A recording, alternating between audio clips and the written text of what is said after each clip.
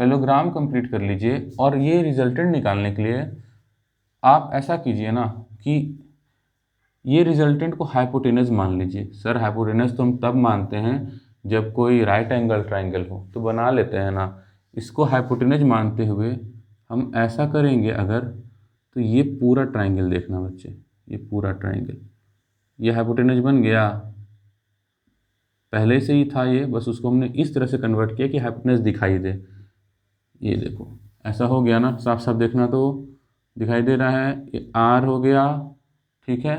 और ये एक नया साइड आया, ये एक नया साइड, यहाँ पर का वैल्यू क्या है पता नहीं, ये वैल्यू क्या है, ये डिस्टेंस पता नहीं है बच्चे, ना ये डिस्टेंस पता है। हाँ ये डिस्टेंस हमको पता है, ये ए है, तो हमको ये और ये डिस्टेंस निकालना है। तब हम इसको पाइथागोरस का यूज़ करके रिजल्टेंट निकाल सकते हैं। मान लो हमको ये साइड पता लग जाए और ये पूरा साइड पता लग जाए, तो ये क्या हो जाएगा, root under perpendicular square plus base square, है ना। ये चीज़ करने के लिए हमको थोड़ा सा ट्रिग्नोमेट्री का नॉलेज होना चाहिए, जो मैं तुमको अभी ही बता दूंगा। देखो हम बोल सकते हैं कि ये तो थीटा था, तो करस्पॉन्डिंग एंगल्स आर इक्वल, ये भी थीटा होगा। देखो ना तुम, नॉर्मल सी बात है, ये थीटा है, पैरेलल शिफ्ट करोगे ये भी तो उतना ही एंगल होगा, एंगल थीटा से कहते हैं, ठीक है, थीटा, तो सेम ही एंगल थीटा। अब पॉइंट आ रहा है कि देखते चलो, बस हमारा अप्रोच क्या है वो देखते चलो।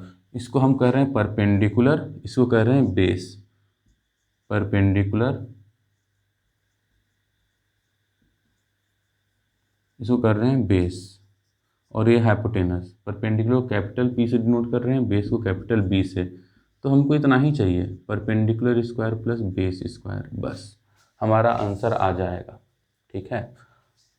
ये अचीव करने के लिए, ये P लिख दिया है यहाँ पर, ये अचीव करने के लिए, परपेंडिकुलर और बेस निकालने के लिए हमको ये परपेंडिकुलर और ये बेस ए प्लस समथिंग करेंगे तो बेस आ जाएगा, ये निकालना पड़ेगा।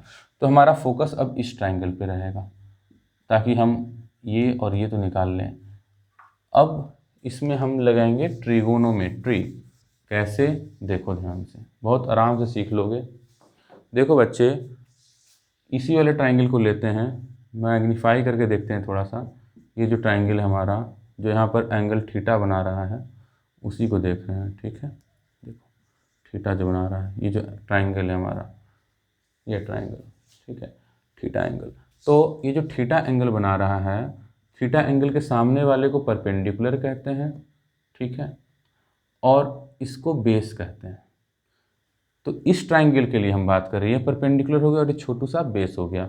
इस ट्राइंगल के लिए तो अलग बेस है ना, जैसे कि ये तो पूरा ही ये ट्राइंगल है ना पूरा, तो इसके लिए बड़ा सा ये बेस लिया था, इसके लिए छोटा सा बेस यहाँ पर हम लेंगे। तो तुमको ये समझाया जा रहा है कि इसको परपेंडिकुलर मान लो, इसका नाम पी डैश रख लेते हैं, ठीक है, इसका नाम बी डैश रख लेते हैं, परपेंडिकुलर और बेस ऐसे करके, ठीक है ना। अब देखो दूसरी बात कि ट्राइंगल जो होता है, राइट एंगल ट्राइंगल, उसमें साइड्स के रेशियो ना हम इस तरह से लिख सकते हैं, ये हाइपोटेनस हो गया, परपेंडिकुलर, बेस और हाइपोटेनस। तो एक रेशियो साइन थीटा आता है, साइन से डरना हो, साइन थीटा रेशियो आता है। साइन थीटा एक्चुअली परपेंडिकुलर और हाइपोटेनस का रेशियो है। परपेंडिकुलर डैश लिख रहे हैं क्योंकि यहाँ पर हमने पी को यूज़ कर लिया है इस ट्राइंगल के लिए। हाँ दोनों बराबर ही है, लेकिन हम यहाँ पर लिख रहे हैं पी डैश पी के बराबर ही है, लेकिन कोई बात नहीं, हम यहाँ पर लिखेंगे इस तरह से, आराम से देखेंगे, परपेंडिकुलर बाई बेस। और परपेंडिकुलर बाई बेस अगर करना है तो ये भी एक रेशियो है, परपेंडिकुलर बाय हाइपोटेनस करना है, ये भी एक रेशियो है, सारे रेशियोज हैं। बेस बाई हाइपोटेनस करना है, ये भी एक रेशियो है, सबका नाम होता है, समझे ना। तो इसका नाम फर्स्ट ऑफ ऑल हम देख रहे हैं, परपेंडिकुलर बाय हाइपोटेनस करना है तो उसको साइन थीटा कहेंगे, और अगर बेस बाय हाइपोटेनस, बेस को बी डैश माना है तो बी डैश बाय हाइपोटेनस करना है, उसको कॉस थीटा कहेंगे। और ये परपेंडिकुलर बाय बेस करना है, बी डैश को बेस माना है और पी डैश को परपेंडिकुलर माना है, परपेंडिकुलर बाय बेस कहेंगे अगर, तो उसको टैन थीटा कहेंगे। ये तीन नाम अभी फ़िलहाल के लिए याद रखो बस, sine theta perpendicular by hypotenuse, cos theta base by hypotenuse और tan theta perpendicular by base. बाकी मैं ट्रिग्नोमेट्री के ऊपर जब लेक्चर लूँगा तो हम इसको फिर से देखेंगे और बहुत सारे उसमें अलग अलग फॉर्मूले आएंगे, हम कुछ फॉर्मूले डिराइव करेंगे, देखेंगे कि किस तरह सारे फॉर्मूले आपस में इंटर रिलेटेड है ट्रिग्नोमेट्री के। अभी हमको इतने से मतलब है बच्चे, ठीक है। तो अगर ये चीज़ तुम समझ गए हो तो देखो, हम अभी के लिए याद रखते हैं इन दोनों को, साइन थीटा और cos theta perpendicular by hypotenuse और बेस बाई हाइपोटेनस। देखो हम ऐसा कह सकते हैं क्या कि सर आपने बताया साइन थीटा जो होता है वो परपेंडिकुलर बाय हाइपोटेनस होता है, तो हम ऐसा लिख सकते हैं ना, sine theta is equal to कभी भी परपेंडिकुलर बाय हाइपोटेनस, ठीक है, कुछ भी लिख सकते हैं परपेंडिकुलर बाय हाइपोटेनस। मान लो कोई ट्राइंगल ले लिया, जैसे परपेंडिकुलर है हाइपोटेनस है, ऐसा लिख दिया।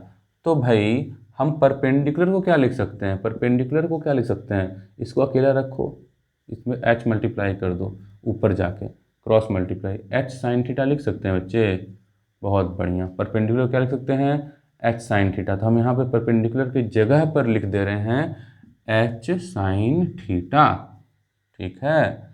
और बेस की जगह पर क्या लिख सकते हैं, कॉस थीटा लगाओगे, देखो तो कॉस थीटा क्या हो जाएगा, बेस डिवाइडेड बाई हाइपोटेनस होता है ना, तो बेस बाय हाइपोटेनस, तो बेस को क्या लिख सकते हो, ये बेस को क्या लिख सकते हो, हाइपोटेनस इंटू कॉस थीटा, कभी भी बेस को लिख सकते हैं हाइपोटेनस इंटू कॉस थीटा, समझ गए ना, ठीक है। तो यही याद रखो फिलहाल कि परपेंडिकुलर को ये जो भी है उससे साइन थीटा मल्टीप्लाई कर दो, और बेस को ये जो भी है उससे कॉस थीटा मल्टीप्लाई कर दो। आ जाओ अब यहाँ पर वापस, ये बी था ना, ये साइड बी था ना, तो यहाँ पर जो भी है उससे साइन थीटा मल्टीप्लाई कर दो, परपेंडिकुलर लिखा गया। यहाँ पर जो भी है डिस्टेंस बी है, तो उससे यहाँ पर कॉस थीटा मल्टीप्लाई कर दो, ये आ गया बच्चे, ठीक है। तो हम लिख सकते हैं कि सर हमारा तो सारा वैल्यू आ ही गया, बेस कितना हो गया, देखो तो बेस हो गया a plus B cos theta, perpendicular कितना हो गया, परपेंडिकुलर हो गया a plus B cos theta, तो इधर बेस हो गया और इधर क्या हो जाएगा b साइन थीटा, ये परपेंडिकुलर हो गया, ठीक है। अब हमको रिजल्टेंट निकालना है तो पाइथागोरस लगा देंगे ना, क्या हो जाएगा resultant, root under perpendicular square b sine theta का square plus base square, base मतलब a plus B cos theta, तो a plus B cos theta का होल स्क्वायर, ठीक है। ये रिजल्टेंट का फॉर्मूला आने वाला है। अब हमारा हटाते हैं इन सब चीज़ों को, देखो अब क्या कर रहे हैं, अब क्या कर रहे हैं बच्चे, हमको इसी को तो कैलकुलेट करना है,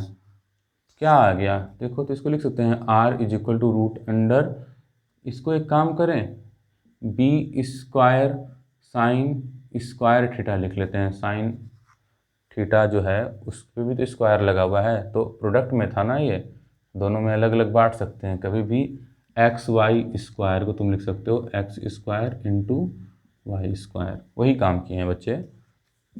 आगे बढ़ते हैं, देखो ये अगर देखा जाए तो a प्लस बी का होल स्क्वायर है, मतलब ये पूरा का पूरा टर्म a है, ये पूरा का टर्म b है, तो a प्लस बी का होल स्क्वायर क्या होता है, a square plus B square, A square plus ये पूरा का पूरा टर्म b है, तो B square plus 2 into A into B, 2 into A into B की जगह पर क्या था, ये b की जगह पर ये पूरा था ना, समझ रहे हो, इसको हम ऐसा देख रहे हैं कि ये a प्लस बी का होल स्क्वायर है, ठीक है। b कॉस थीटा b है, जो कैपिटल B हम मान रहे हैं वो क्या है b कॉस थीटा, और कैपिटल A को मान रहे हैं, समझना बात को, ठीक है। चलो आगे देखते हैं, ये अगर यहाँ तक ठीक है तो a square plus B square plus 2 into A into B लिख सकते हैं ना, चलो लिख दिया। अब तुमको एक छोटा सा नियम ट्रिग्नोमेट्री का पता होना चाहिए। नहीं पता है तो मैं लेक्चर्स में बताऊंगा तुमको कि बी स्क्वायर यहाँ पर देखो कॉमन आ रहा है, तो बी स्क्वायर कॉमन ले सकते हैं। क्या बचा? Sign square theta. साइन और कॉस से बिल्कुल मत डरो, बहुत थोड़ा सा ही नॉलेज चाहिए इन सब की, इन सब चीज़ों को सीखने के लिए। ये हो गया cos square theta, sign square theta plus cos square theta. Common ले लिया ना बी को। अब क्या करेंगे, यहाँ पर ए स्क्वायर है, यहाँ पर 2ab कॉस थीटा तो लिखा हुआ है पहले से। चलो ठीक है बच्चे, ट्रिग्नोमेट्री का एक रिजल्ट होता है sine square theta plus cos square theta equal to 1 होता है। कैसे बताऊं? देखो, साइन क्या होता है? परपेंडिकुलर बाय हाइपोटेनस का स्क्वायर हो गया, स्क्वायर है तो बेस बाय हाइपोटेनस का स्क्वायर क्या होगा? कॉस थीटा होगा, तो कॉस स्क्वायर कर दिया। अब एलसीएम लो तो ये एच स्क्वायर हो गया, जोड़ने आता है p square plus B square, ऐसे जोड़ लेंगे ना आराम से। Perpendicular square plus base square क्या होगा? Pythagoras theorem, perpendicular square plus base square hypotenuse square ही होगा, नीचे में हाइपोटेनस स्क्वायर है, ये कैंसिल होके कितना बच गया? 1। समझ गए ना? ये हमेशा sign square theta plus cos square theta कितना होता है? ये होता है sir 1। Sign square theta plus cos square theta 1 होता है। आगे बढ़ते हैं, तो इसको हम लिख लेंगे 1, इसको पूरा क्या लिख लेंगे? 1। तो root under b square into 1 plus a square plus 2ab cos theta. अब क्या आ गया रिजल्टेंट का वैल्यू? देखो R is equal to root under A square plus B square plus 2ab cos theta. ठीक है, चलो ये लिख दिया, ये हो गया फॉर्मूला हमारा। अब हम आते हैं अपनी पुरानी डिस्कशन पर कि सर हमारे पास एक क्वेश्चन था कि 4 और 3 था जो 90 डिग्री पे लग रहा था। 4 यहाँ पे 3 लिखा हुआ था, यहाँ पे 4 न्यूटन ऐसे लिखा हुआ था। 90 डिग्री पे थीटा जो था वो 90 डिग्री था। तो इसका रिज़ल्ट बताइए तो कितना आएगा आंसर? देखो बच्चे, R is equal to root under A square की जगह पर क्या है? 3 है ना, ये ए हो गया ना, ए हो गया, ये बी हो गया, तो 3 square plus 4 square, B square की जगह पे 4 square plus 2 into A into B लिख दिया, और साथ में कॉस 90। कॉस 90 की वैल्यू 0 डिग्री होती है, कॉस 90 की वैल्यू 0 डिग्री होती है। चार्ट अभी बना दूंगा मैं। तो क्या हो गया? Root under 3 square plus 4 square, क्योंकि ये पूरा का पूरा देखोगे ना तो ये कितना हो गया? 2 इंटू 3 इंटू 4 इंटू 0 हो गया ना, तो ये ख़त्म हो गया बच्चे, पूरा नहीं, केवल ये वाला पार्ट ख़त्म हो गया, पूरा 0 ही हो गया। क्या लिख दें? Root under 3 square plus 4 square. आगे बढ़ें, देखो तो यहाँ पे लिख सकते हैं रूट अंडर 3 स्क्वायर मतलब 9, 4 स्क्वायर मतलब 16, मतलब रूट अंडर 25 आ गया। रूट अंडर कितना आ गया? 25 आ गया। रूट अंडर 25 कितना होता है? 5 होता है, तो आंसर क्या आ जाएगा? 5 न्यूटन आएगा। ठीक है, 4 प्लस 3 किया है लेकिन वेक्टर के हिसाब से किया है, 90 डिग्री पे किया है, तो आंसर 5 आ रहा है, 7 नहीं आ रहा है, 1 नहीं आ रहा है। ठीक है ना, 4 प्लस 3 किए हैं, 5 आ रहा है, 90 डिग्री पे वेक्टर एडिशन किए हैं। ठीक है, तो वेक्टर थोड़ा दूसरे तरीके से ऐड होता है बच्चे। तो यहाँ पे हम लिख सकते हैं कि भाई जो रिजल्टेंट फोर्स लगा है उस ब्लॉक पे वो कुछ इस डायरेक्शन में बोल सकते हैं कि 5 न्यूटन लगा है। अब कुछ लोगों को लग रहा होगा ये कॉस 90 0 आ गया, तो बच्चे हम एक तुमको ना ट्रिग्नोमेट्री का रिजल्ट बता देते हैं, 2 मिनट में तुम उसको नोट डाउन कर सकते हो। अगर नहीं आता है तो, आता है तो तुम वीडियो फॉरवर्ड थोड़ा सा कर दो। ठीक है, जो तुमको लग रहा है बहुत आसान है तुम उसको या तो तेज़ करके देख लो, लेकिन जो बच्चे पहली बार देख रहे हैं इस तरह की चीज़ों को उनके लिए बहुत ही मददगार साबित होगा। साइन थीटा का वैल्यू, कॉस थीटा का वैल्यू, हालांकि मैं ट्रिग्नोमेट्री में पढ़ाऊँगा दूसरे लेक्चर्स में, लेकिन अभी फ़िलहाल वेक्टर में इसका ज़रूरत पड़ रहा है तो उतना ही देखेंगे। साइन 0 डिग्री पे क्या होगा, 30 डिग्री पे क्या होगा, 60 डिग्री पे क्या होगा, और यहाँ पर 45 कर लेते हैं, 45 डिग्री, 60 डिग्री, और देख लेते हैं बच्चे, यहाँ पर कर लेते हैं 90 डिग्री पे क्या होगा। फिलहाल इतना कर लेते हैं। देखो बच्चे, sine 0 0, sine 30 half, sine 45 1/√2, sine 60 √3/2, sine 90 1। Cos निकालना है, इसको इधर लिख दो, इसको इधर लिख दो, इसको इधर लिख दो, इसको इधर लिख दो, इसको इधर लिख दो, है ना। एक्सचेंज कर गया पूरा। तो यही हो गया। इसलिए मैंने तो बोला ना तुमको कि cos 90 का वैल्यू बताओ, तो cos 90 कितना हो जाएगा। cos 90 तो cos में चलो 90 पे देखो 0 हो गया। ठीक है, बहुत बढ़िया। अब देखो बच्चे, ये चार्ट लिख लो। ठीक है, tan का भी वैल्यू बस ये होता है, tan थीटा जो होता है ना बच्चे, वो sin theta by cos theta होता है। कैसे, देखो tan theta is equal to क्या होता है, मान लो हम ऐसा लिखें sin theta by cos theta. sin theta क्या होगा, perpendicular by hypotenuse. cos theta क्या होगा, बेस बाय हाइपोटेनस। हाइपोटेनस से हाइपोटेनस कट गया, क्या हो जाएगा, परपेंडिकुलर बाय बेस। यही तो होता था tan थीटा, देख लो अभी बताया था ना। तो हम sin थीटा का वैल्यू को cos थीटा के वैल्यू से डिवाइड करके देख लेते हैं, आंसर आ जाएगा tan थीटा का सारा वैल्यू।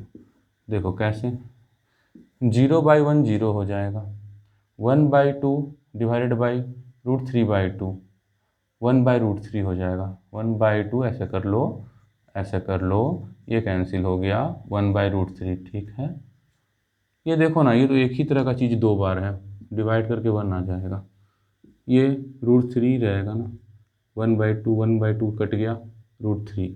ठीक है, तो ऐसा लिख सकते हैं √3। और ये 1/0 इन्फिनिटी अनडिफाइंड, ये होता है बच्चे। ठीक है, 1/0 इन्फिनिटी चला जाएगा। तो ये वैल्यूज़ याद रख लेना, मैं तो बोल रहा हूँ इसको याद रखोगे। ये ट्रिक याद रख लो, साइन बाई कॉस को tan कहते हैं, और कॉस का ये ट्रिक याद रखो। देखो तो ये इधर, ये इधर, ये इधर, ये इधर, ये इधर, ख़त्म बात, है ना। याद रख लेना, अभी पता लगेगा और ज़रूरत पड़ेगा। ठीक है, तुमने देख लिया वेक्टर एडिशन करने का तरीका।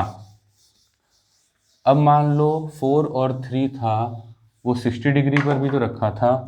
देखो तो क्या आंसर आएगा, 4 और 3 को 4 न्यूटन था, इधर 3 रखे थे, इधर 4 न्यूटन था, और वो 60 डिग्री पे मान लो अगर रखें, 4 न्यूटन 60 डिग्री पे अगर था, थीटा की वैल्यू 60 डिग्री थी, तो रिजल्टेंट देखो तो डायरेक्ट करें, रिजल्टेंट फोर्स क्या आएगा, a² plus b² plus 2 into a into B into cos 60, क्या हो जाएगा, √9 प्लस 16 प्लस कितना हो जाएगा बच्चे, cos 60 की वैल्यू देखो चार्ट में क्या आया था, cos 60 हाफ आया था, 1/2 आया था cos 60। ठीक है, तो इसको लिखो 2 इंटू 3 4 जा 12, cos 60 हाफ आया था, कैंसिल हो गया, हाफ से हाफ रिजल्ट है ये। तो कितना हो जाएगा, 16 प्लस 9 हो जाएगा 25, उसमें 12 और जोड़ना पड़ेगा, ये कितना हो जाएगा,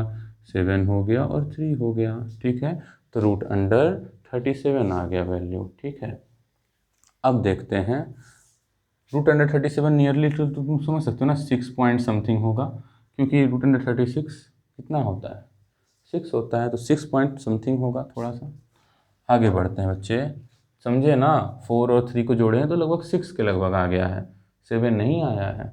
हाँ, पूरा का पूरा इस पर गिर जाएगा तो 7 आ जाएगा। कैसे, पूरा गिरा दो इस पर सामने सामने, 7 पक्का आएगा। सर प्रूफ करके दिखाओ, देखो तो करते हैं बच्चा, प्रूफ करते हैं। थीटा कितना हो गया, इन दोनों के बीच में एंगल 0 हो गया, देखो यहाँ पे 0 डिग्री रख लो। cos 0 का वैल्यू देखो जल्दी से, cos 0 का वैल्यू देखो तो क्या होता है, वीडियो पीछे करके भी देख सकते हो, लिखे हो तो वो भी ठीक बात है। cos 0 का वैल्यू 1 होता है। ठीक है, अब देखो इसको जोड़ो, ये तो 25 हो गया, इधर जोड़ते हैं, ये 12 2 कितना होगा, 24 हो जाएगा ना। इधर देखो ये 9 हो गया, ये कितना हो बच्चा, 49, 249, अरे 7 आ गया, ये तो काम करता है ना। 4 और 3 मिलके 7 आ जाएगा, तो ध्यान रखना इन सब बातों को। ठीक है, तो ये वेक्टर एडिशन तुमने सीख लिया। अब हमसे पूछा जा रहा है कि भाई वेक्टर में तो दो चीज़ होता है ना, रिजल्टेंट वेक्टर में दो चीज़ है, रिजल्टेंट का मैग्नीट्यूड और रिजल्टेंट का डायरेक्शन। तुमने इसका फॉर्मूला बताया है, रिजल्टेंट का मैग्नीट्यूड का जो फॉर्मूला आया है रूट अंडर ए square plus B square plus 2ab cos theta. अब हमसे पूछा जा रहा है कि चलो मैग्नीट्यूड अपनी जगह पर, डायरेक्शन भी तो बताओ। मतलब सर बच्चे, ये ए था, ये बी था, जो बॉक्स तो गया था बीचों बीच से बॉक्स गया था ना, कोई डायरेक्शन था ना। इस रिजल्टेंट का डायरेक्शन क्या होगा? एंगल के हिसाब से भी तो बताया था ना, डायरेक्शन देते हैं तो ये डायरेक्शन क्या हो जाएगा, रिजल्टेंट का डायरेक्शन आर डायरेक्शन क्या हो जाएगा। मतलब हमसे ये पूछा जा रहा है, ये इसको अल्फ़ा एंगल मान लेते हैं। अल्फ़ा बताओ ना, इस रिजल्टेंट का इस ए वेक्टर से कितना इंक्लिनेशन है, डायरेक्शन बताओ मुझे। समझ रहे हो मैं क्या कह रहा हूँ? चलो अल्फ़ा बताने के लिए क्या करना पड़ेगा, उस ट्राइंगल का यूज करो जो एक ट्राइंगल बना था। इधर बी साइन थीटा आया था, इधर कितना आया था, बी कॉस थीटा। याद आया वो ट्राइंगल, ए प्लस बी कॉस थीटा आ गया था, इधर बी साइन थीटा आ गया था। हमको यही तो बताना है। अब ये क्या हो गया बच्चे, ये परपेंडिकुलर होता है ना, और ये क्या होता है, बेस होता है। तो बेस और परपेंडिकुलर किस वाले ट्रिग्नोमेट्री रेशियो में आता है, टेन। टेन अल्फ़ा करो तो परपेंडिकुलर बाय बेस लिख सकते हो, है ना, परपेंडिकुलर बाय बेस ही तो होता है टेन अल्फ़ा।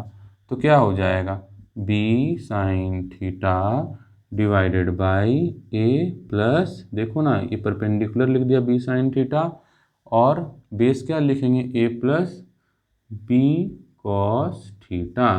तो ये भी एक फॉर्मूला होता है टेन अल्फ़ा। टेन अल्फ़ा का वैल्यू होता है B sine theta divided by A plus B cos theta. ठीक है, बहुत बढ़िया। जैसे कि फॉर एग्ज़ाम्पल तुम ऐसा करो कि मान लो हमको दो वेक्टर दिए हुए हैं ऐसे करके कि ये 2 न्यूटन का फोर्स लग रहा है, ये भी 2 न्यूटन का फोर्स लग रहा है, दोनों 60 डिग्री पे लग रहे हैं। दोनों का मुझे रिजल्टेंट भी चाहिए और दोनों का मुझे डायरेक्शन टेन अल्फ़ा भी चाहिए। अब हम क्या करेंगे, मान लो टेन अल्फ़ा या फिर हम अल्फ़ा एंगल ही निकाल पाएँ तो और बढ़िया बात। देखो क्या करें, आर के लिए क्या करें बच्चे, root under sir A square plus B square, A square plus ये क्या हो गया, A B A theta, A square plus B square plus 2 into A into B into cos 60। क्या कर लें, 4 प्लस 4 प्लस ये कितना हो गया 8, ये हो गया कॉस 60 1/2, ये हो गया 4। तो कितना आ गया बच्चा, ये 3 इंटू 4 हो गया ना, ये 2 बाहर आ जाएगा, 2√3 हो जाएगा। ठीक है, 2√3 हो जाएगा। अच्छा, अब आगे बढ़ते हैं। ठीक है, इतना न्यूटन आ गया हमारे पास रिजल्टेंट फोर्स। अब डायरेक्शन देखो तो टेन अल्फ़ा निकालते हैं, यही फॉर्मूला लगाते हैं, B sine theta, B sine theta divided by A plus B cos theta, A plus B cos theta, B into cos theta. बहुत बढ़िया। साइन थीटा साइन 60√3/2 होता है, 2 प्लस 2 कॉस 60 1/2 होता है, ये कैंसिल हो गया, ये भी कैंसिल हो गया, ये बच गया √3, ये हो गया बच्चा 3 हो गया, 2 प्लस 1 3 हो गया, ये इससे कैंसिल होगा, ये 1/√3 आ जाएगा। टेन कितना डिग्री पे, मान लो टेन अल्फ़ा की वैल्यू तुम्हारी आ गई, सर टेन अल्फ़ा की हमारी वैल्यू आ रही है 1/√3। एंगल बताइए, टेन अल्फ़ा की वैल्यू आ रही है 1/√3। कब आती है चार्ट में देख लो ना, अल्फ़ा की वैल्यू 30 डिग्री पे चेक करो तो टेन अल्फ़ा की वैल्यू, टेन 30 की वैल्यू 1/√3, तो हमको पता लग गया ना 30 डिग्री पे रिजल्टेंट जाएगा। तो इसके बदले में हम बना सकते हैं कि भाई जो नेट फोर्स लगेगा वो लगेगा 2√3, 2√3। ठीक है, √3 मतलब पता है क्या होता है, 2 इंटू 1.73, √3 का वैल्यू। तो 2 से मल्टीप्लाई करो ना, ये 6 हो गया, 7 2 जा कितना हो गया 14, एक बच गया, और ये कितना हो गया 3 हो गया, 2 1 जा और एक पॉइंट, ऐसा समझ रहे हो, ऐसा लिख दिया, 3.46 न्यूटन आ गया।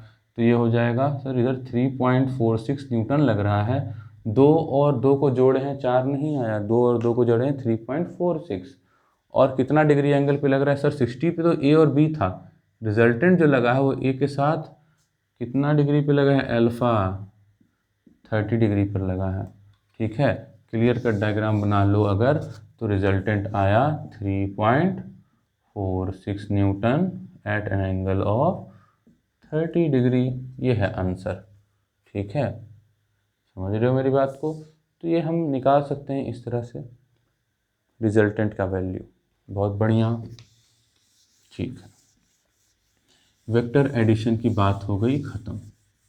अब देखो बच्चे, वेक्टर एडिशन को एक दूसरे तरीके से भी ऐड किया जाता है, कंपोनेंट मेथड। पैरेललोग्राम तो ठीक था, अब देखते हैं vector addition by component method,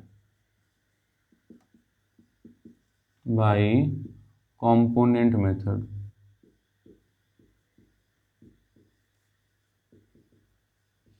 ठीक है, देखो मान लो एक वेक्टर हमारे पास बच्चा इस तरह से दे रखा है, 2√2 ए वेक्टर है, किसी को भी कुछ भी मान सकते हैं। ठीक है, ये ए वेक्टर ऐसे दे रखा है, और यहाँ पर हमने माना कोई सी वेक्टर दे रखा है, सी वेक्टर है, मान लो इसका वैल्यू है 1, इन दोनों को जोड़ना है, ये 45 डिग्री पे है। तो एक और तरीका अपना सकते हैं, पहला तो √a² + b² + 2ab cos theta से तुम बड़े आराम से कर सकते हो। ठीक है ना, a² ऐसा, b² + 2, दो वैल्यू दिया हुआ है, थीटा दिया हुआ है, तुम निकाल लोगे। एक और तरीका है, एक काम करो, इसको ना x एक्सिस और y एक्सिस में से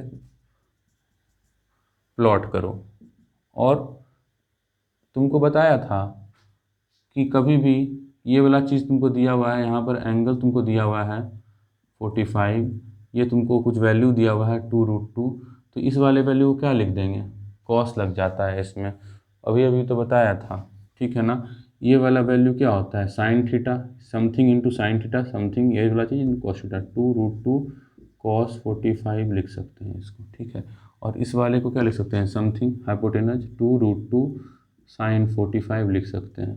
ठीक है, तो इसका हम बोलते हैं, इस वेक्टर का, ये जो हमारे पास ए वेक्टर ले रखा है, इसका दो कंपोनेंट आ गया, ये कंपोनेंट और ये component, horizontal and vertical component आ गया। तो इसको ब्रेक कर लो, इसके ये टुकड़े हैं दो, कौन कौन से टुकड़ा आ गया, ऐसा एक आ गया, इसका वैल्यू कितना